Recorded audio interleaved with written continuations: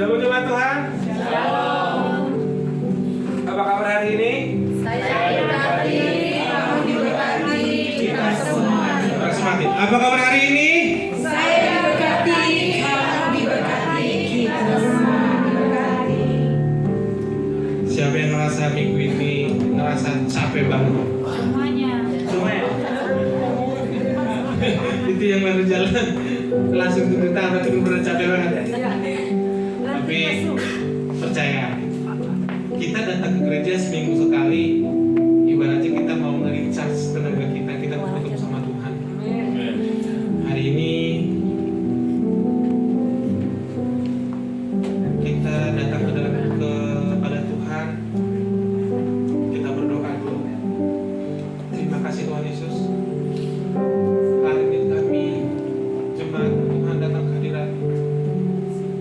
Kami tahu Tuhan, seminggu ini kami merasa capek Tuhan, capek sekali. Tapi hari ini Tuhan kami mau bertemu dengan Engkau Tuhan Yesus.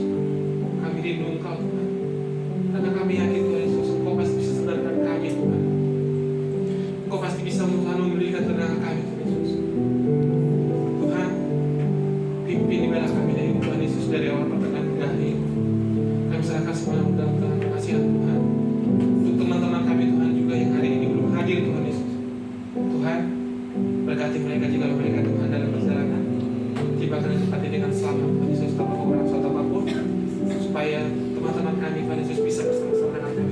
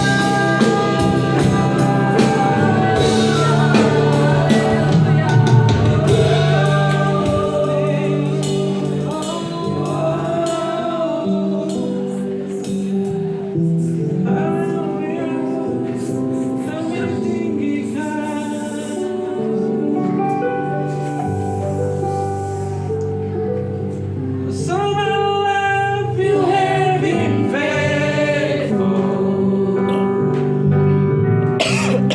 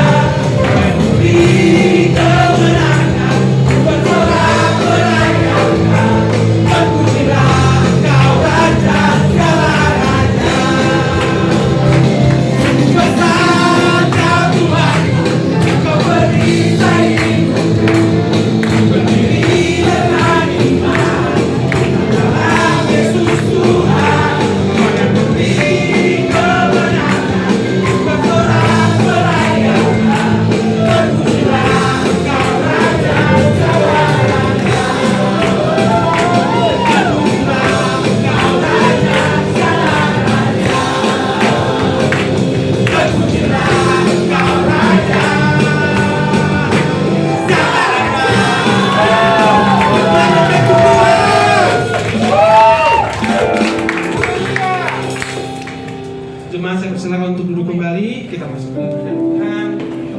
Sebentar lagi kita mau mendengarkan firman Tuhan, tapi kita akan dulu satu pujian ini.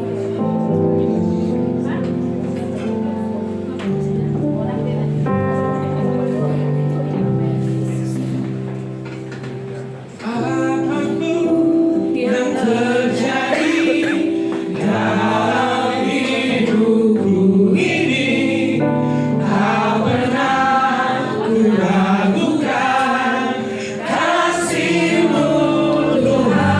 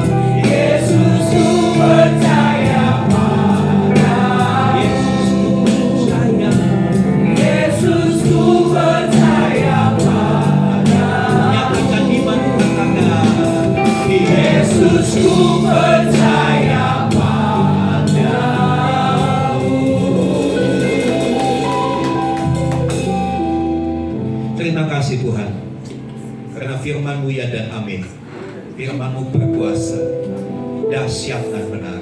Dan biarlah kebenaran firman yang akan kami dengar sebentar itu memerdekakan kami dari setiap ikatan-ikatan, baik itu ikatan ketakutan, kekhawatiran, ketidakpercayaan.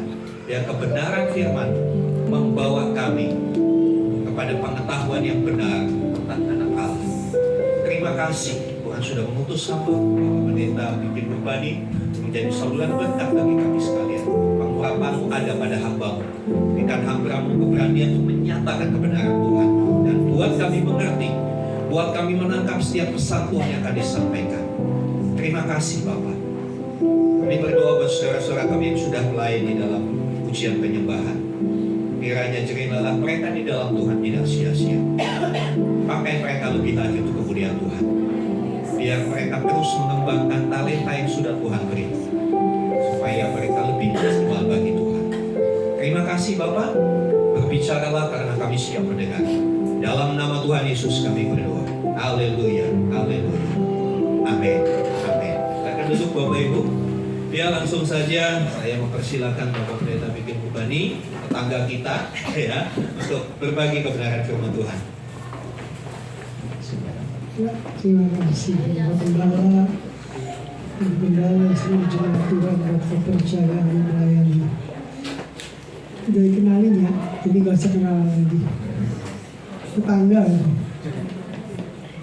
Saya menggembalakan di Cikarang juga, di GBT Cikarang, tepatnya dekat stasiun, nah di situ. Jadi Bapak Gembala saudara itu memang luar biasa. Saya punya kesan tersendiri gitu dengan Bapak Gembala. Waktu itu beliau melayani di tempat saya, dan satu-satunya hamba Tuhan yang datang ke gereja bawa mobil jenazah sama Bapak Gembala.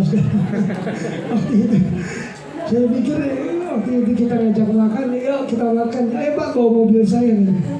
Masih lihat berarti yang jadi mobil jenazah gitu. Waktu luar biasa. Tapi memang luar biasa ya, pelayanan sosialnya. Ya, saya diberi tema kesetiaan. Wah, ini temanya berat gitu. Kita baca dulu yuk, Amsal 20 ayat 6. Ayo, Amsal 20 ayat 6. Yang sudah bilang amin. Belum, saya tunggu. Biar kompak sama-sama baca. Amsal 20 ayat 6. Sudah? Ya, saya tunggu yang buka Alkitabnya, yang buka HP suci, buka HP-nya. Ya, Amsal 20 ayat 6 depannya. Ayo, 2, 3. Banyak orang menyebut diri baik hati, tetapi orang yang setia, siapakah yang menemukannya? Banyak orang menyebut dirinya, saya orang baik gitu. Saya baik. Ternyata dibilang apa? Orang yang setia, siapa menemukannya? Berarti baik aja nggak cukup ya. Jadi orang itu baik itu bagus, tapi setia enggak gitu. Saya mau nanya di sini, siapa yang sudah menikah di atas 5 tahun? Boleh angkat tangan. Boleh angkat tangan. Siapa yang menikah di atas 5 tahun yang masih pakai cincin kawinnya? Wah, bunyinya gitu. Saya nggak dijual aman kok. Karena kenapa saya nggak pakai? Saya pernah mainin ke Jawa, ketinggalan di toilet Bapak Ibu. Itu ketemu cincin kawin ini. Nah, setiap cincin itu bentuknya lingkaran ya. Nggak ada cincin bentuk segitiga, enggak ya. Artinya berarti lingkaran itu kan nggak ada ujungnya, tidak ada akhirnya kan. Berarti setia sampai akhir. Setia itu bahasa aslinya itu artinya tuh bisa dipercaya, bisa dipercaya. Jadi kualitas iman seseorang itu bisa dilihat dari kesetiaannya dengan apa yang dipercayakan kepadanya. Sekali lagi, kualitas iman seseorang bisa dilihat dari bagaimana dia menjalankan apa yang dia percayakan dalam hidupnya, dalam pekerjaan, Ada tipe karyawan mungkin yang kalau bosnya ada dia kerjanya rajin, tapi kalau bosnya nggak ada kerjanya asal-asalan, ngawur gitu kan, semaunya gue gitu kan. Berarti orang tersebut belum bisa dipercaya, nggak punya integritas. Zaman sekarang orang tuh banyaknya gampang pindah kerja, bosan dikit ada masalah pindah. Satu hari di tempat saya ada seorang jemaat. Jemaat ini kebetulan adik ipar saya. Saya bilang gini, karena udah dekat ya, jemaat itu teman saya dari kecil. Dia bilang, dia sering ngomong gini, bapak ini ya, oh pria itu 100 meter dari rumah apa? Bujangan katanya. Saya bilang enggak begitu, firman Tuhan enggak bilang begitu. Firman Tuhan bukan kawin kontrak sih, tetap suami istri. Oh enggak, kita itu pria 100 meter dari rumah bujangan. Dibilangin sekali nggak bisa, bener. Berapa tahun kemudian bujangan beneran. Kenapa? Istri dipanggil Tuhan. Aduh, istri dipanggil Tuhan. Saya bilang dalam hati, Tuhan, gue bilang bujangan beneran kan lu? Hati-hati gitu. Akhirnya pusing sendiri, nggak ada istri, pusing ya gitu. Saya bilang lagi gitu loh, gue bilang jangan ngomong gitu, bilang bujangan bener kan lu? Doanya dijawab beneran sama Tuhan jadi bujangan. Saya bilang gitu. Setia itu mahal. Makanya dibilang banyak orang menyebut diri baik hati, tapi orang yang setia, orang yang bisa dipercaya, siapakah yang menemukannya? Jadi kesetiaan itu bukan hanya berlaku dalam konteks keluarga, tapi dia juga dalam ruang lingkup pekerjaan, ya kan? Punya komitmen, punya integritas dalam pekerjaan. Ketika bos nggak ada, gimana dia menjalankan kepercayaan tersebut? Nah, apa itu kesetiaan? Kesetiaan adalah tetap taat dan tetap tinggal walau keadaan berubah. Jadi bukan cuma soal selingkuh atau tidak, tapi juga kesetiaan berkaitan dengan kepercayaan. Jadi iman itu dilihat dari kepercayaan. Jadi pelayanan kita sesungguhnya itu, iman kita sesungguhnya itu dilihat bukan saat kita di gereja, benar nggak Pak Gembala? Tapi saat kita di dunia kerja, saat kita di luar, itu justru diuji gitu kan. Imannya itu diuji. Bisa nggak menjalankan kepercayaan tersebut? Ketika doanya nggak dijawab sama Tuhan, bisa nggak tetap setia bertekun dalam doa? Saya bilang sama WA saya kemarin, saya bilang minggu lalu, kalau pilih lagu, dipikir-pikir dulu. Saya bilang gitu, jangan asal nyanyi. Saya bilang, kenapa? Kita nyanyi lagu apa? Walau gunung, walau bumi bergoncang, gunung-gunung beranjak, tapi kasih setiamu tak pergi. Kalau nyanyi enak, tapi begitu menghadapi masalah, gunung tidak beranjak. Ini loh yang susah gitu. Jangan bilang doa iman yang besar, saya bilang. Tapi Tuhan bilang iman sebesar apa?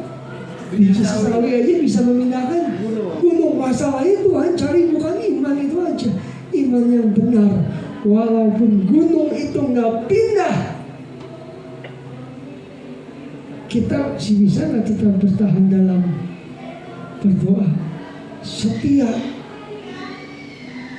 Makanya Yesaya bilang, orang yang menantikan, orang yang setia menantikan Tuhan, dia akan menemukan kekuatan yang baru. Di Alkitab ada seorang ibu datang sama Tuhan Yesus. Anaknya diganggu setan. Dia minta, Tuhan tolong anak saya, Tuhan diganggu setan. Tuhan bilang apa? Perempuan Surabaya, Tidak baik memberikan roti yang diberikan kepada anak dilemparkan kepada anjing.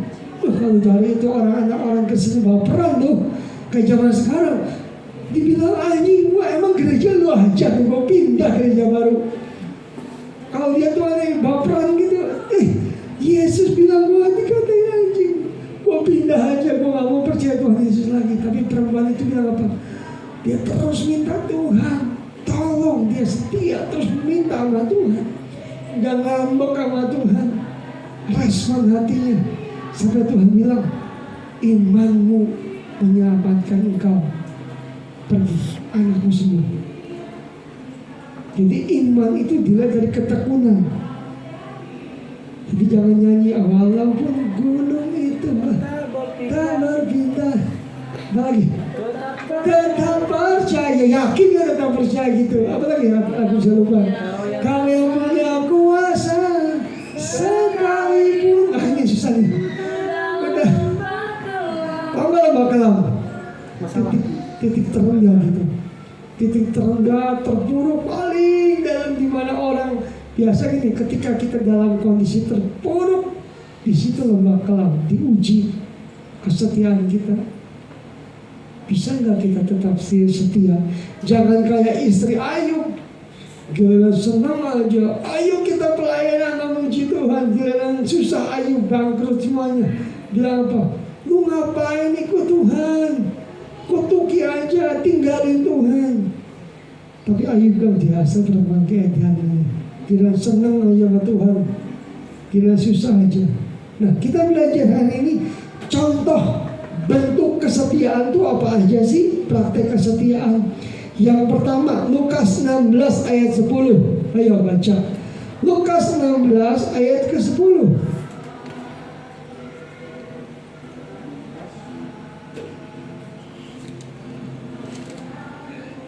Lukas 16 ayat 10. Barang siapa setia dalam perkara-perkara kecil, ia juga setia juga dalam perkara-perkara besar. Dan ia tidak benar juga dalam perkara-perkara besar. Yang pertama itu, bentuk kesetiaan itu setia dalam perkara yang kecil. Zaman sekarang tuh orang pengennya cepet naik, enggak? Ada hamba Tuhan cerita sama saya di Kerawang. Beliau cerita temennya itu kebetulan pengusaha. Dia bilang, saya pengen buka gereja baru cabang di Kerawang, di hotel. Dia sewa sebuah hotel, ditarget dalam setahun harus ada 200 jemaat. Kalau nggak ada, bubarin lagi katanya. Gimana caranya katanya? Gini caranya, sewa artis, panggil pendeta terkenal, lalu bikin member. Kayak MLM bikin member. Ayo jadi anggota jemaat, kalau 200 nggak target, setahun bubarin lagi gereja. Orang pengen cepat besar tapi nggak mau proses gitu kan. Nah, Yesus bilang barang siapa setia dalam perkara kecil, ia juga apa? Akan setia dalam perkara yang besar. Semua pekerjaan pelayanan itu dimulai dari hal kecil. Pemimpin yang gak pernah namanya mengalami dari bawah itu biasanya gak akan tahan lama gitu. Gak akan tahan lama. Cuma modal gelar STT, dia pengen membangun gedung, itu prosesnya panjang gitu kan. Nah, Yesus bilang barang siapa setia kepada perkara kecil, dia akan dipercayakan perkara yang besar. Seorang atlet angkat besi berapa kilo biasa kalau kelas berat? 150 lah, saya nggak tahu berapa kilo. Kayak Adirai nggak mungkin angkat beban 5 kilo, nggak mungkin lah dia kan. Paling kan dia memulai sesuatu dari hal kecil ya kan. Makanya ada petinju kelas berat. Kemarin saya coba lihat gitu, saya iseng-iseng di AI, gimana seandainya petinju Chris John lawan Mike Tyson, siapa yang menang? Saya pikir kan, tahu gak jawaban AI? Cari mati. Saya cari mati, itu kelas berat kan. Mike Tyson itu kelas dunia, Chris John kelas lokal di perbandingan 1 kali ronde KO gitu. Saya pikir gitu. Jadi semua dimulai dari hal kecil. Ya, ayat 10 ini Yesus bilang, saudara siapa percaya dari hal kecil memulai. Ayat 11, coba perhatikan. Jadi jikalau kamu tidak setia dalam hal mamon yang tidak jujur, siapakah yang akan mempercayakan kepada kamu harta yang sesungguhnya? Ayat 12, dan jikalau kamu tidak setia dalam harta orang lain, siapakah yang akan menyerahkan hartamu sendiri kepadamu? Seorang hamba tidak dapat mengabdi kepada dua tuan, karena jika demikian ia membenci yang seorang dan yang mengasihi yang lain, atau ia akan setia kepada yang seorang dan mengindahkan yang lain. Kamu tidak dapat mengabdi kepada Tuhan Allah dan kepada Mammon. Tahu nggak Mammon apa? Duit.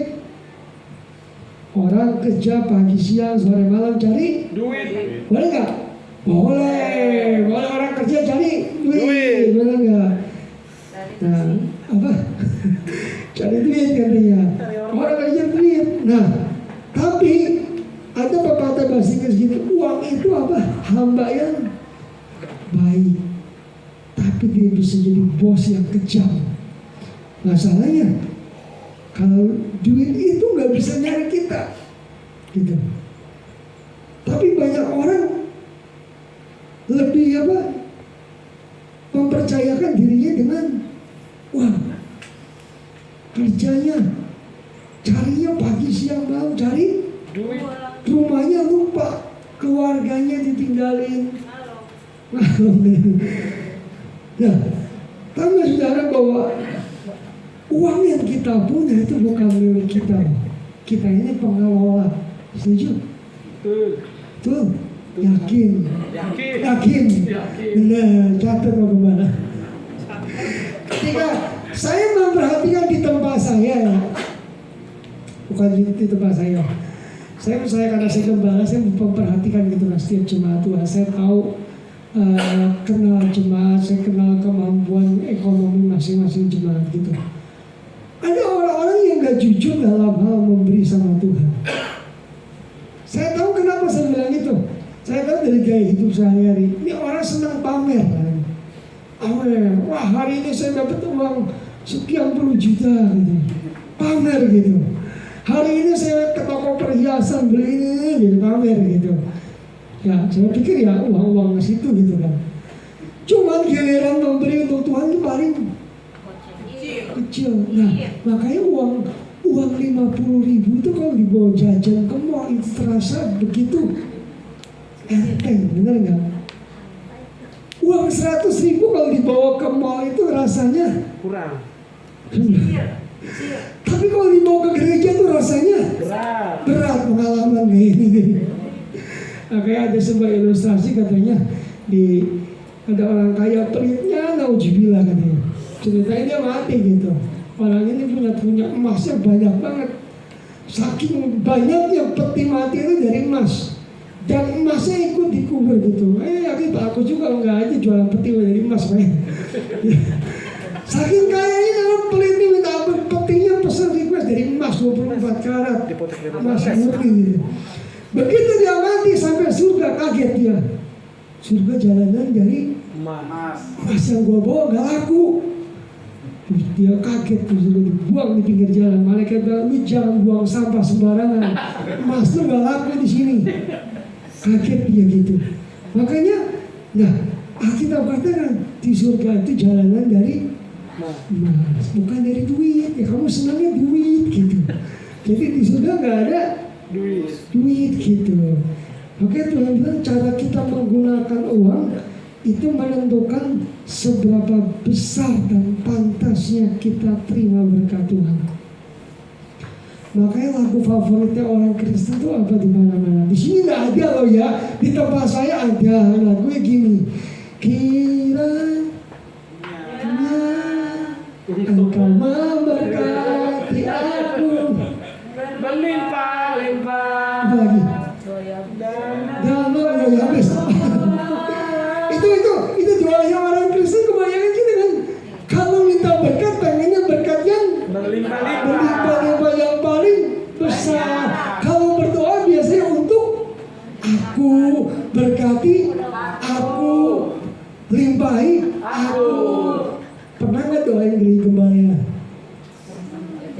Ya. Ya ini, kalau gembala gitu kan. Kalau gembala lagi susah nggak punya duit, tahu nggak? Ya kadang-kadang gitu. Cara kita menggunakan uang kadang-kadang gitu. Kita tuh sama Tuhan tuh perhitungan. Kita pikir karena aku sudah mengembalikan 10/10, kita sudah kasih sama Tuhan. Saya mau bilang, kita kasih perpuluhan itu belum ngasih apa-apa. Kenapa? Itu milik Tuhan yang Tuhan pinjemin. Kamu kembaliin. Sekarang bilang apa? Ku beri yang terbaik bagimu. Apa? Gombal. Apalagi ada lagu lama gini. Ku berikan hatiku dan jiwaku. Apa lagi? Semua bohong lu kan. Gila. Gombal bilangnya 10% uang minta aja, pelitnya minta ampun. Ini gak dari versi gembala ya. Saya cuma tiba-tiba kepikiran ini gitu. Jadi Tuhan bilang semuanya beberapa orang memberikan hatinya gitu. Dompetnya sama Tuhan gak mau kasih kok gitu. Di dalam hidupku di setiap waktu bohong Tuhan bilang. Apa lagi? Terakhir nyatakan jalan gitu kan. Kita sama Tuhan gitu. Kalau diberkati, kalau kita doa berkat apa biasanya? Tuhan berkati kau berlimpah-limpah. Amin. Gitu kan. Apa lagi Pak? Tuhan menyinarkan dengan wajahnya. Amin. Tuhan berkati aku berlimpah anak cucumu. Amin. Kita ayo sekarang saudara kita beri yang terbaik. Tar dulu Tuhan, tunggu dulu. Makanya lagu yang paling susah dan saya nggak berani nyanyiin itu satu enggak. Suka-sukamu. Susah loh. Suka-sukamu deh. Bener nggak? Saya bilang sama jemaat ini lagu paling susah nyanyiin gitu. Suka-sukamu. Nyanyiin susah dilakukan. Nah itu Bu. Saya ngetes beberapa kali ya. Hari-hari kan penggembala atau gereja saya lagi renov nih ceritanya. Saya omongkan di grup gereja. Hari ini gereja butuh ini. Sampai nggak usah butuh ini. Saya kasih kan listnya. Ayo, saya tunggu sampai jam 10 pagi besok siapa yang mau memberi untuk itu. Saya tunggu gitu. Ada yang memberi kawat 5 kilo lumayan gitu. Tapi saya pikir ini orang yang punya duit kok nggak pernah mengasih semen, kan selalu usah buat gereja gitu. Ayo. Pernah saya pikir gitu kan. Saya pikir kok susah banget. Tapi saya belajar gini. Ayo semua jemaat kumpulin duit 2.000 per hari. Berat nggak? 2.000 sehari saya bilang ya sama jemaat tempat saya buat pembangunan gereja. 2.000 per hari pun masih berat juga. Bahkan ada yang sampai gini. Tiap ada bapak-bapak sekarang masih gagah gitu kan. Tiap kali ibadah begitu selesai sepi gitu datang. Udah Pak minta uang parkir. Tapi oh ya udah nggak apa-apa kita kasih aja gitu kan 5.000 sekali. Ini bapak kerja saya tahu gitu. Tiap hari Bu besok lagi Pak minta uang parkir gitu. Karena saya parkir motor di situ. Ya, kok jadi kebiasaannya ada orangnya sih. Akhirnya saya diemin gitu. Saya diemin, bukan bicara nominal gitu. Kenapa sih kita nggak mau berkorban gitu? Terus lama-lama minta kayak lain. Minta 2.000 untuk uang parkir kan. Saya bilang, wah memang ini butuh kasih karunia khusus gitu kan. Setia dengan perkara yang kecil. Ketika saya memutuskan untuk membangun gereja, saya berpikir Tuhan saya punya uang. Ini butuh renovasi gereja total 350 juta kurang lebih. Uangnya cuma ada 87. Saya dapat ayat gini ya. Waktu Musa membelah laut, apa yang diagung Tuhan pakai alatnya? Tongkat kan ya. Tuhan nggak pakai bulldozer enggak. Tongkat dia pakai belah. Saya bilang sama kita jalan bongkar dengan iman. Kemudian jemaat nanya, duitnya ada? Ada. Dari mana? Nggak tahu. Dari mana? Nggak tahu. Gimana Tuhan yang sediain ya? Saya bilang gitu. Saya dia bilang, ada donaturnya? Ada. Siapa? Nggak tahu. Saya bilang, ada. Pokoknya ada. Tenang aja. Saya bilang. Kenapa? Belajarlah kita yang hal yang kecil. Saya bilang, ayo cuma kumpul 2.000 sehari. Kumpul 2.000 seorang, 2.000 per hari. Anak sekolah minggu. Jadi saya kumpulin kaleng bekas rokok tuh yang kecil. Jadi anak sekolah minggu saya kasih satu. Ayo kumpulin 2.000 sehari. Jadi setiap hari minggu store 15.000 store-nya buat gereja gitu. Kita sama Tuhan seringkali perhitungan, kalau kita bisa memberi lebih, kenapa harus mengurangi gitu? Ya kan? Kenapa ngasih pas-pasan? Kalau kita bisa memberi lebih gitu. Yang kedua, kita harus belajar yang setia dalam waktu, dalam masa yang sukar. Setia dalam masa kesukaran. Bukan cuma saat senang kita setia, tapi juga saat susah. Ini yang susah gitu. Kalau kita ikut Tuhan lagi susah, lagi senang, gampang gak? Gampang. Semua oke. Dapur lagi ngebual katanya. Keuangan lagi oke, meningkat. Tapi begitu semuanya hilang. Saya ingat kakak rohani saya di Dengklok sana. Dia lagi usaha lagi jaya-jayanya. Tiba-tiba tokonya kebakaran, hancur itu semua. Habis semuanya. Tapi yang pertama dia lakukan apa? Dia datang doa pagi, nyanyi apa? Terima kasih buat hari yang kau beri. Gampang apa susah gitu? Susah gitu. Tapi di sini diuji. Ayub itu kan kalau kita lihat kan gak usah diceritain lah, kalau dibaca panjang. Ayub itu orang paling kaya, ya kan? Gimana nggak kaya? Dombanya ribuan, bapak gembala domba satu juga nggak punya Pak ya. Ada domba yang beneran nih. Nah, Ayub itu dombanya banyak, ontanya banyak. Tapi hari itu habis semua dalam sehari. Jadi orang yang paling melarat. Orang kaya tiba-tiba jatuh miskin. Stres nggak? Stres banget gitu. Omah ini stres banget. Biasa mungkin ada yang nanya, Pak, gitu, hari ini boro-boro nanya katanya. Ngelirik aja kagak ya. Jadi saya ngalami waktu saya ngalami terpuruk ya. Waktu saya pernah saya ngalami di penjara karena saya ditipu orang, saya masuk penjara. Itu teman-teman pendeta yang biasa minta jadwal khotbah tuh. Saya teleponin apa? Gua lagi sibuk nih, jangan ganggu gua. Saya teleponin satu, gua lagi sibuk, jangan ganggu gua. Ngapain telepon gua? Nggak ada urusan sama gua. Saya pikir di situ, kadang-kadang kita lagi terpuruk tuh. Manusia itu apa? Kalau lagi senang bisa deket, tapi lagi susah kadang-kadang nggak mau. Nah, tapi Tuhan bilang kita setia sama Tuhan. Istrinya Ayub, ketika Ayub mengalami terpuruk, bayangin hartanya habis, anaknya 10-10-nya mati. Istri bilang apa? Ngapain kamu bertekun? Kutuki aja Tuhan, mati aja lu katanya. Istri gitu bukan penolong itu, perongrong, penggonggong gitu. Makanya waktunya kita tuh mesti bisa ngatur waktunya. Waktunya ibadah ya ibadah lah. Ada jemaat di tempat saya waktu COVID ya, zaman COVID baru reda. Ini orang tuh nggak pernah ibadah.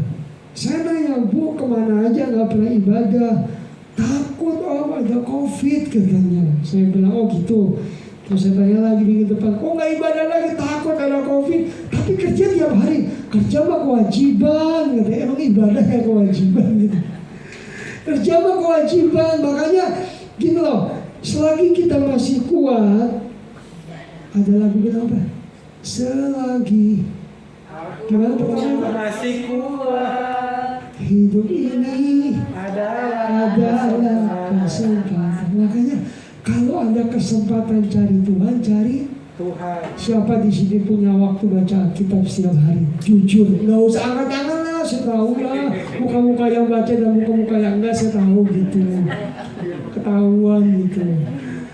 Ketahuan. Jadi sekarang kan zamannya canggih, Alkitab di handphone. Siapa di sini yang hari ini pagi ini belum megang handphone?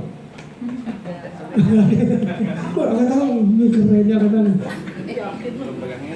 Belum megang HP, tadi megang HP.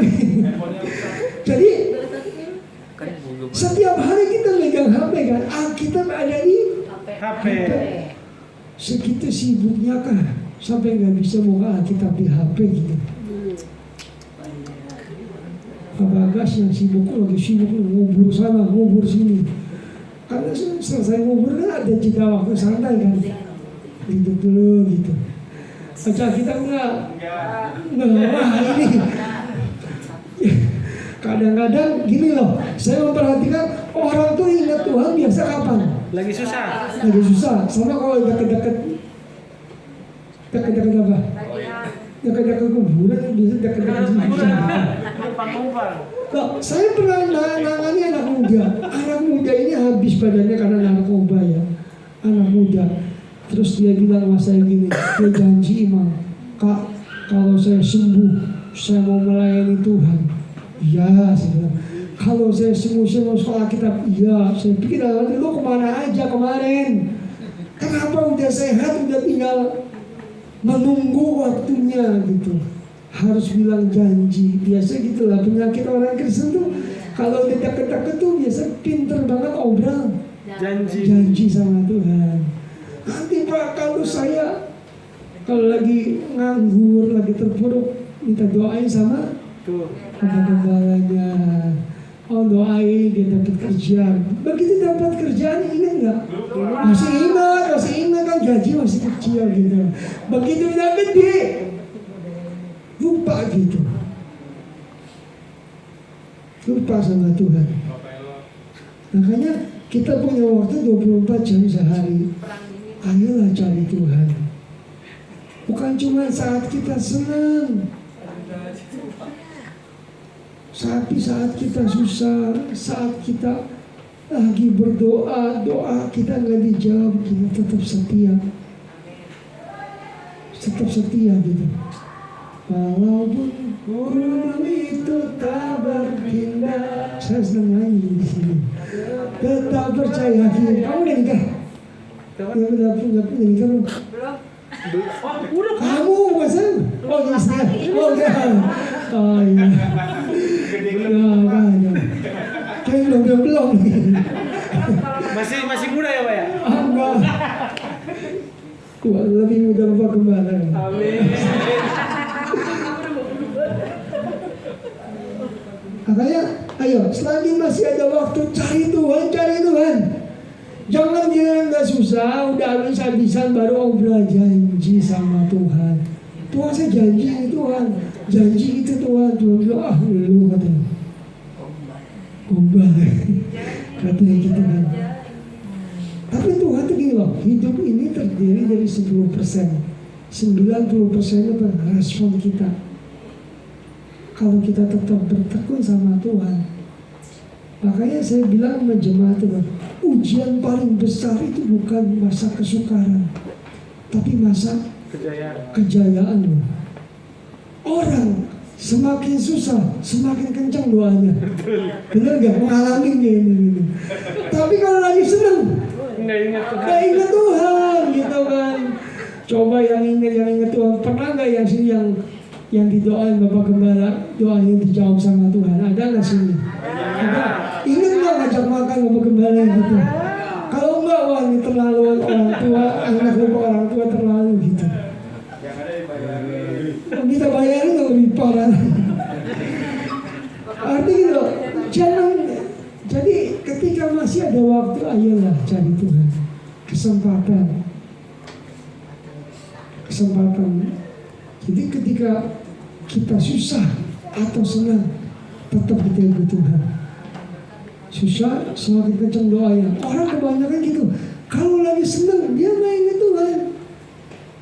Saya punya cerita gitu, karena saya sering ke hutan. Bapak Gembala tahu, saya suka keluar masuk hutan. Suka nangkepin hewan. Saya nangkepin monyet ceritanya. Dulu karena nggak ada ya. Jadi menangkepin monyet itu gini, monyet itu kalau di atas pohon ya, kalau di pinggir laut, kalau angin kencang, laut itu suka ada angin kencang. Dia jatuh nggak? Enggak, dia pegangan kencang gitu. Tapi begitu ayo sepoi-sepoi. Dia gampang ditangkap, kenapa? Ngantuk dia gitu. Ngantuk. Akhirnya kita sergap gitu kan, kena gitu. Nah makanya kadang orang bisa gitu, kalau lagi senang kencang doanya. Doa puasa Esther. Puasa Tuhan Yesus ini 40 hari 40 hari. Puasa apa lagi? Wah minta doa Bapak Gembala. Tiap ada pendeta datang, Om tolong doakan kencang, tapi begitu susah. Lupa sama Tuhan. Yang ketiga, yang terakhir itu setia dengan pasangan sampai akhir. Amin.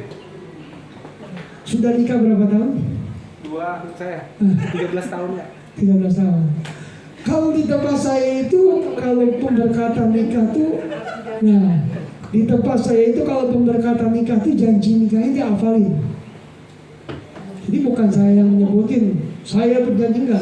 Jadi misalnya suaminya nih, saya pikir ya, saya pikir mengambil engkau Afia Setiawati menjadi istriku yang sah.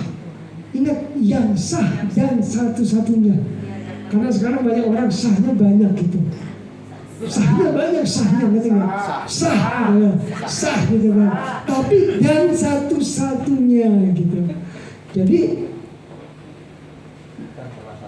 bukan salah satunya. Pak siapa namanya? Pak Rudianto. Pak Rudianto. Waktu nikah tuh masih ingat ke janji nikah? Lupa. Masih ingat nggak? Janji nikah masih ingat nggak? Jangan janji nikah apa tanggal nikah aja lupa. Bahaya nih. Jadi coba sini yang datang sama pasangan yang mana, boleh angkat tangan selain gue sama berdiri. Coba suami istri saling berhadapan. Saling suami istri. Ayo dong Pak Agus juga jangan malu-malu Pak Agus sama berdiri yang malu-malu. Saling berhadapan. Jangan duduk gitu Bu. Bilang sama pasangannya, kamu adalah hadiah terbaik dari Tuhan. Wah ini. Nah serius loh. Ini next time kalau dikasih kesempatan lagi saya akan bicara tentang lima bahasa kasih. Kita akan belajar ini 5 bahasa kasih. Bilang sama pasangannya, kamu adalah hadiah terbaik dari Tuhan. Kamu adalah hati yang terbaik dari Tuhan. Jangan dia pacaran aja gombal gitu, banyak janji tapi begitu ada suami gitu ngadu sama gembalanya, istri saya tuh bodoh banget, goblok banget ya. Saya mau bilang yang lebih goblok tuh bukan istri kamu yang lebih goblok tuh. Kenapa nikah sama orang goblok sama orang. Jadi kalau ada istri misalnya ada suami istri berantem ngadu sama gembala, Pak istri saya tuh kayak kunti, saya nyebut kunti anak di rumah Pak. Suami istri bilang apa genderuwo nikah sama anaknya apa tuh? Ada makanya gitu. Yesus bilang gini, kalau kamu katakan suatu pohon itu baik buahnya. Jadi Pak Rudi jangan setia sama istrinya. Ibu maaf berat badannya sekarang berapa bro? Ini berapa bro? Kamu kan fisikal ya? Nah, kalau misalnya gini, jangan ketika ibunya istrinya masih langsing gitu. Ketika istri udah langsung ya harus tetap Cinta gitu. Dulu waktu gendong, coba sekarang gendong. nggak bisa digusur. Makanya janji nikah tuh ini loh, janji nikah bunyi apa? Ini biasa kalau nikah kan gembala yang bilang ini pendetanya, suami apa? kasihilah Istrimu. istrimu. Hai istri-istri, Tunduklah kepada suamimu. tunduk kencang, tunduk dan hormat. Saya mau bilang ini, ketika suami tidak bisa mengasihi istrinya, dia akan kehilangan hormat dari istrinya. Ketika istri tidak bisa menghormati suaminya, dia akan kehilangan namanya cinta dan kasih dari suaminya. Maka jangan saling nuntut gitu. Jangan saling nuntut gitu. Itu yang betul pengalaman Bu ya. Makanya gini. Jadi Bapak Joshua. Jadi intinya kalau kita belajar lagi bahwa enggak, saya bukan bicara pemulihan. Hanya bicara berdasarkan pengalaman banyak orang gitu kan. Jadi makanya Yesus belum belajar memperkatakan positif sama istrinya gitu. Makanya bilang sama pasangannya, kamu hadiah terbaik dari Tuhan. Terus Pak, terus bukan ada maunya ya gitu. Ada maunya giliran, ada maunya baik gitu. Giliran ini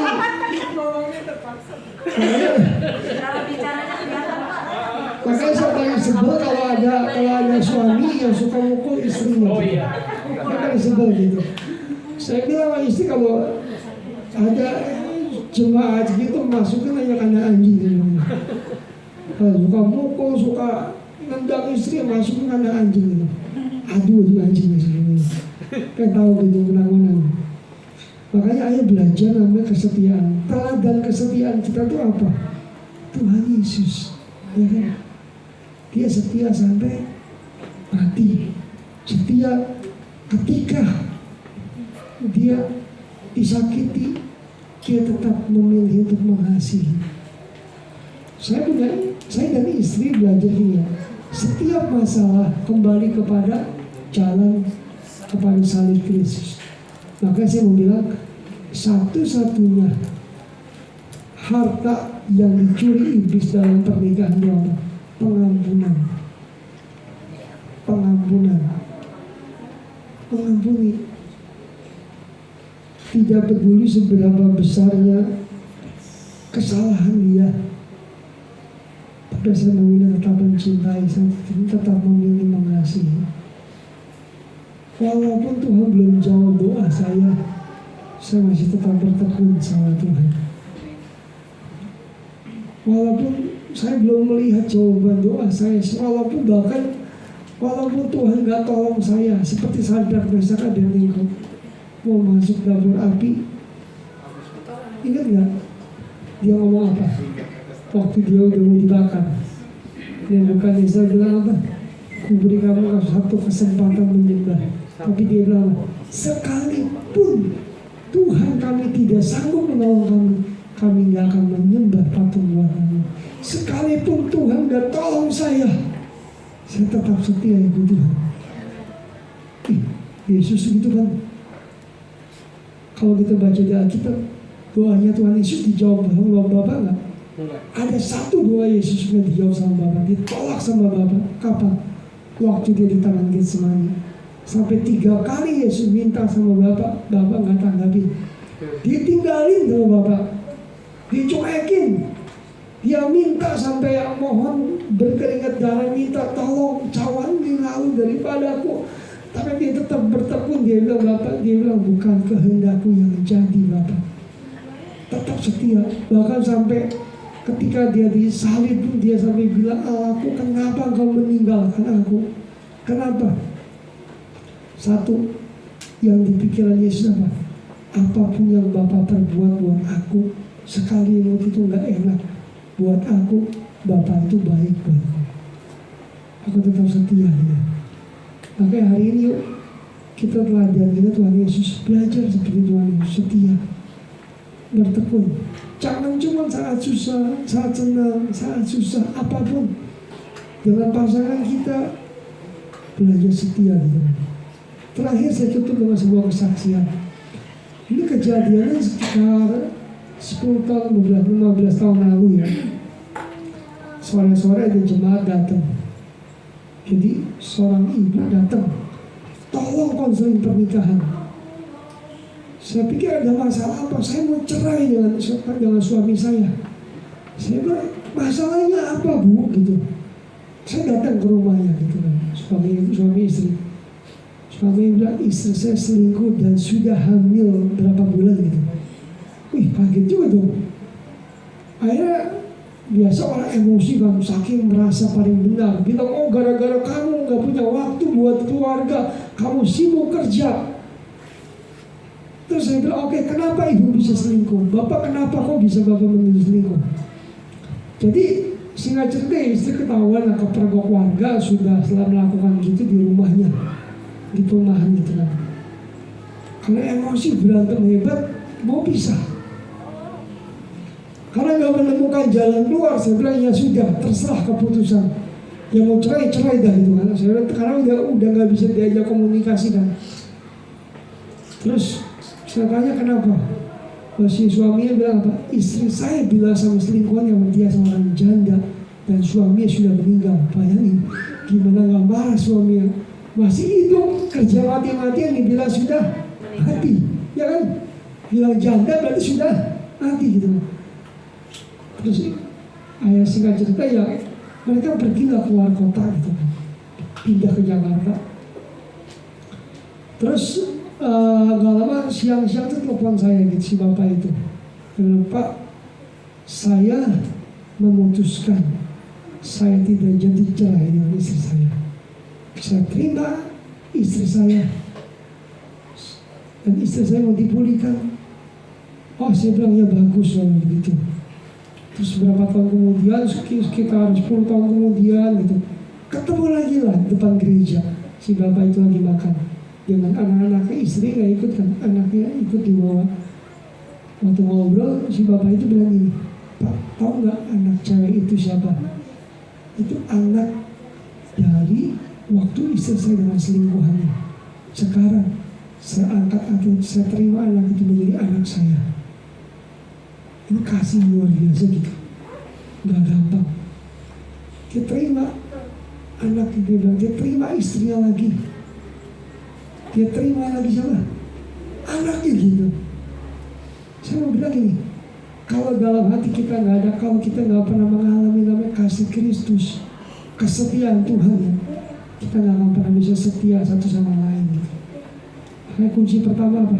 Alami dulu kasih setia Tuhan. Kasih setia Tuhan yang nggak ada batasnya. Yuk kita angkat nyanyi satu lagu yuk. Walaupun gunung itu tak berat.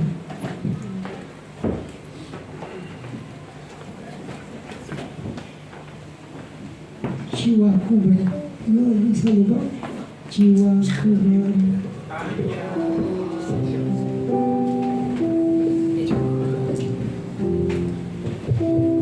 Ayo kita sama-sama kita berdiri. Sama.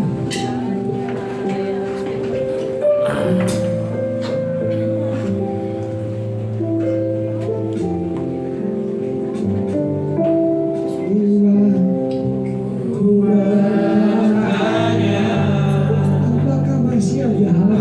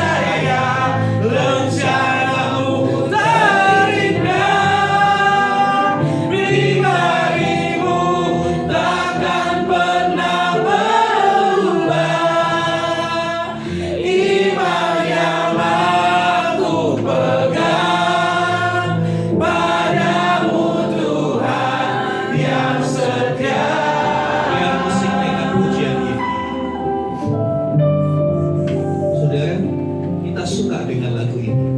Kata-katanya begitu menyentuh. Tapi tahukah konsekuensinya ketika kita menyanyikan lagu ini?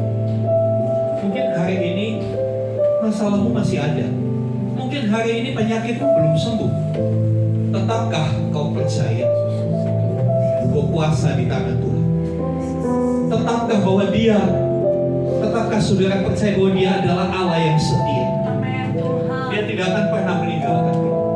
Amin Yesus. Mungkin hari-hari ini kau ditinggalkan teman-teman, ditinggalkan keluargamu, karena hari-hari ini kau ada di titik terendah di hidup. Dia Immanuel. Dia tidak pernah meninggalkan kau sendiri. Amin. Dia membersamaimu.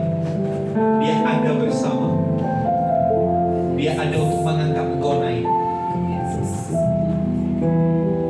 Pilihan di tangan saudara. Mau setia sama Tuhan atau mau berubah setia? Banyak orang yang tidak tahan, akhirnya meninggalkan Tuhan, menyalahkan Tuhan. Kenapa Tuhan tidak tolong saya? Kenapa Tuhan tidak jawab doa saya? Saya sudah melayani, tapi kok ekonomiku makin parah. Saya sudah sungguh-sungguh rajin ibadah, tapi masalahku tidak segera selesai. Mungkin itu tidak terucap, tapi mungkin itu ada di dalam hati, ada dalam pikiran. Mungkin tanpa sadar ada bisikan yang berkata, percuma kamu rajin, percuma kamu melayani. Mana buktinya? Hidupmu masih susah. Untuk bayar cicilan aja, kamu nangis-nangis dulu. Itulah realita kehidupan kita, saudara. Pertanyaannya, maukah kita mengambil keputusan untuk tetap percaya dan setia kepada Tuhan?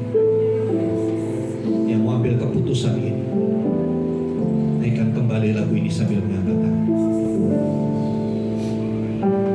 Walaupun gunung itu tak berpindah, tetap percaya Emosionalnya Kau yang punya kuasa. Tapi biar engkau nyanyi dengan kesadaran. Sekalipun ku dalam lembah gelap, tak mengapa asa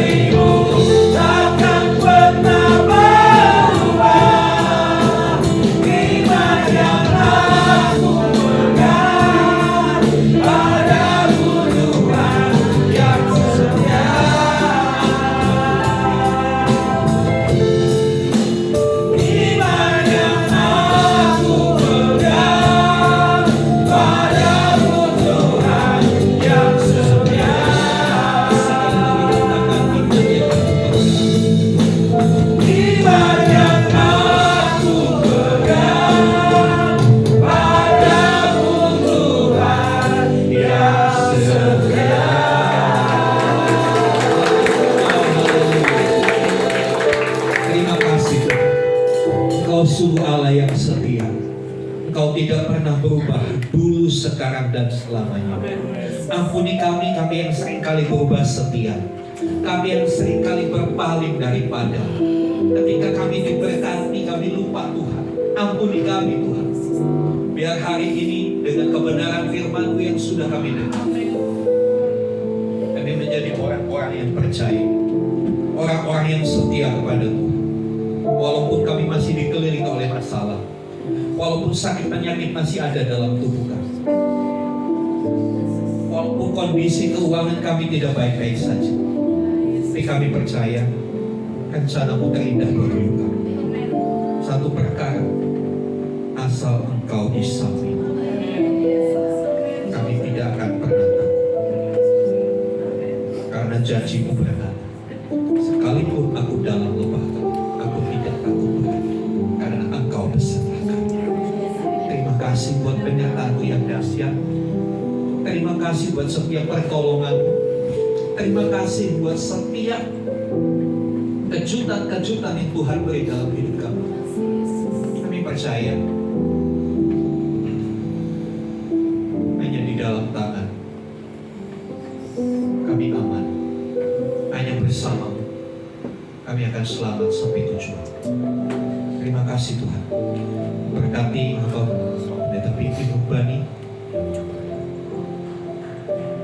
kiranya tangan kuasa Tuhan, anugerah Tuhan terulur buat hidupnya.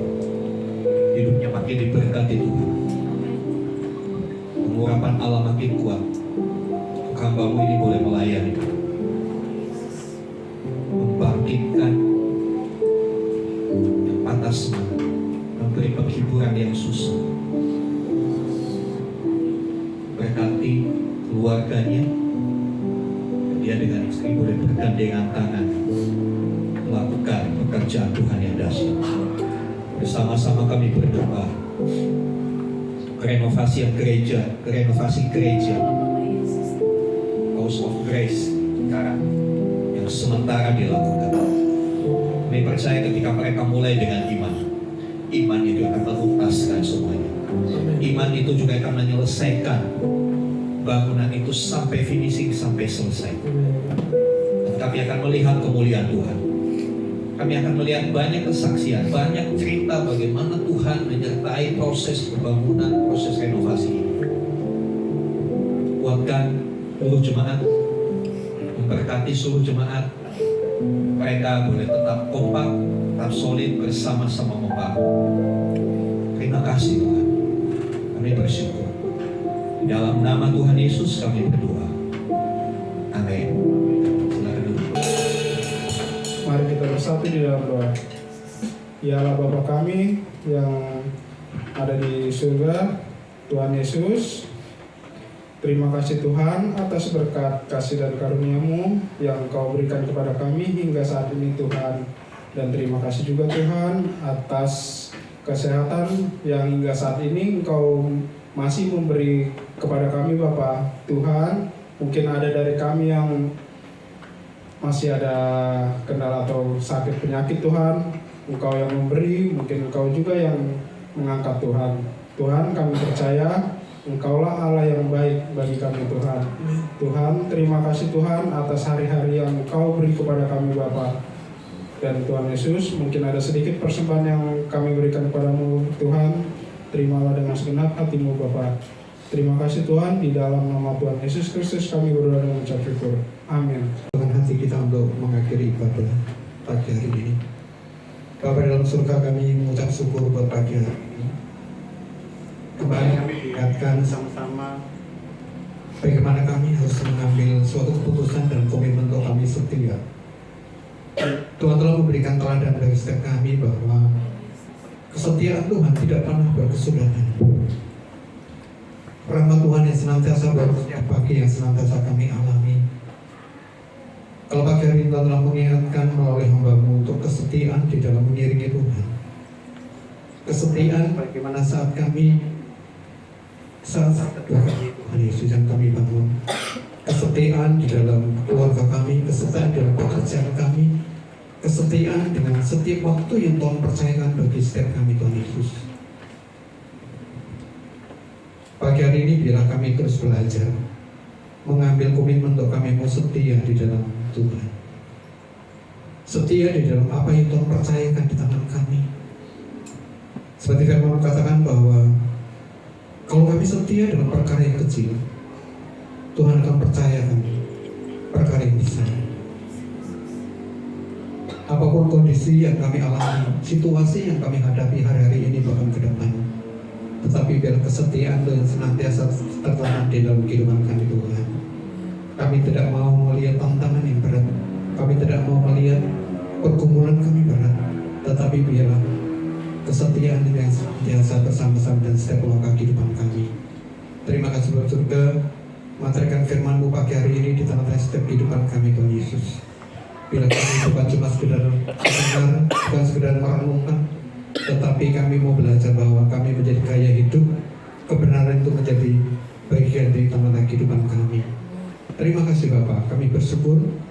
Biarlah tanamkan dalam hati kami setiap kebenaran firman-Mu pada pagi hari ini, bertanam, bertumbuh, berakar, berbuah di setiap langkah kehidupan kami. Kami sepakat berdoa untuk Gembala Cikarang, Pak Pegi yang memberitakan firman pada pagi hari ini. Kami bersyukur Tuhan telah utus untuk memberitakan firman berita bagi cuma di tempat ini Tuhan. Kami berdoa biarlah Tuhan yang senantiasa terus pakai kehidupan hamba-Mu untuk mengembalakan jemaat yang ada di Cikarang, boleh semakin hari semakin dewasa, semakin hari semakin berkembang. Bahkan di dalam keluarganya kami percaya Tuhan yang pelihara keluarga Gembala Pak Pegi untuk menjadi keluarga yang senantiasa bersama-sama sehati menggembalakan setiap domba-domba yang Tuhan percayakan. Terima kasih Bapak Surga, pembangunan gereja yang saat ini sudah dimulai, kami percaya memulai bersama dengan Tuhan. Tuhan akan selesaikan dengan sempurna. Tuhan yang akan cukupkan setiap pendanaan yang diperlukan.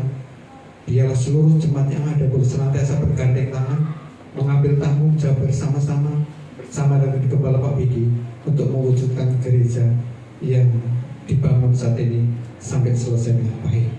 Terima kasih Bapak, kami juga berdoa untuk Gembala kami Bapak Obat Cegerawan. Biar orang nikmat Allah turun atas hamba-Mu, kekuatan, kesehatan. Tuhan yang senantiasa terus memimpin, tambahkan di dalam kapasitas pengembalaan.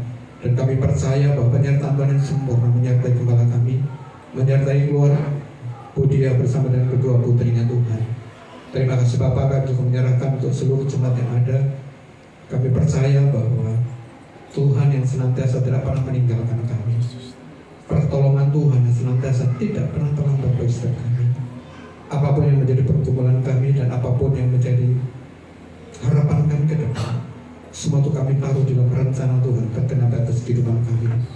Terima kasih Bapak, biar kami semakin hari semakin dewasa di dalam mengiringi Tuhan. Semakin hari kami semakin mengerti akan setiap rencana Tuhan atas kehidupan kami pribadi lepas pribadi.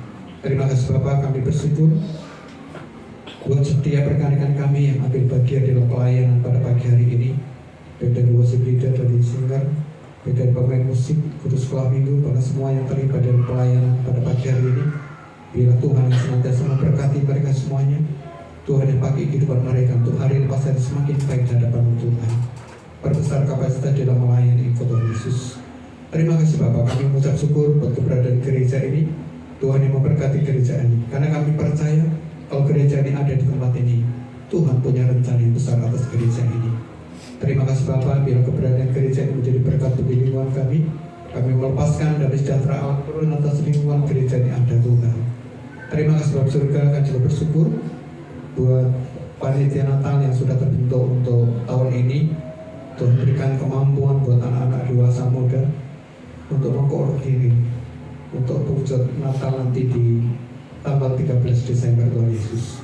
Biar kebersamaan dan unity yang di antara panitia dan semua jemaat yang ada untuk kami boleh bertanggung jawab bersama-sama sehingga Natal boleh berjalan dengan baik. Terima kasih Bapak Surga, kami menyerahkan bangsa dan negara kami dalam tangan-Mu. Kami percaya dengan segala kondisi yang kami alami hari-hari ini. Tapi biarlah Tuhan pakai para pemimpin kami, baik pemerintah pusat hingga daerah, sungguh-sungguh memimpin bangsa ini dengan baik, membawa bangsa itu semakin hari semakin mengerti akan setiap tujuan bangsa ini ada. Terima kasih Bapak Surga, terima kasih Roh Kudus. Kami juga menyerahkan untuk setiap jemaat-jemaat yang tidak bisa hadir pada pagi hari ini. Tuhan memberkati apapun kesibukan dan apapun yang menjadi aktivitas mereka, dan penyertaan Tuhan yang senantiasa juga bersama-sama dengan mereka. Terima kasih Bapak, terima kasih Roh Kudus. Kami bersyukur, kami menyerahkan seluruh jemaat yang ada pada pagi hari ini. Seperti Tuhan telah menyampaikan kami tempat ini dengan selamat. Penyertaan Tuhan dari rumah sampai tempat ini dengan baik. Demikian juga kami pulang. Tuhan memberkati perjalanan kami, sampaikan kami sampai rumah dengan selamat. Bahkan lebih daripada itu Tuhan Yesus, kesetiaan yang kami dengar pada pagi hari ini senantiasa boleh tertanam di setiap langkah kehidupan kami. Sebelum kami pulang, kami rindu dengan berkat melalui hamba-Mu. Mari arahkan hatimu kepada Tuhan. Angkat tanganmu dan sekarang terimalah rahmat anugerah dari Bapa di surga, di dalam kasih dan karya Tuhan Yesus Kristus, bersama persekutuan pengurapan Roh Kudus. Terimalah berkat-berkat jasmani. Diberkatilah usaha pekerjaan yang kau lakukan. Pekerjaan tanganmu menghasilkan sesuatu yang baik bagi keluargamu.